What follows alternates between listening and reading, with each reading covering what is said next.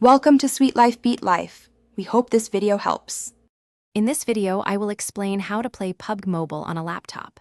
First, you need an Android emulator, a special program that lets your computer run mobile applications just like a phone. This is essential for bringing your favorite battle royale action to a bigger screen. We will focus on widely used options like Game Loop, which is officially supported, or BlueStacks, known for its strong performance. To begin, navigate to the official website of your chosen emulator, for example, gameloop.com, and locate the download button.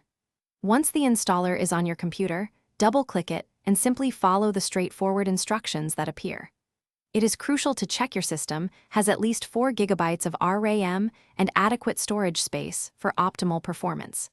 This setup ensures a smooth gaming experience from the start. With your emulator ready, launch it and find the integrated App Store or search bar. Type PUBG Mobile into the search field and select the official game from the results. Then, click the Install button to download and integrate the game directly into your emulator. Once installed, simply log in with your current PUBG Mobile account or create a fresh one to immediately access your game and settings. Emulators typically offer default key mappings, allowing you to use your keyboard and mouse for movement and firing right away.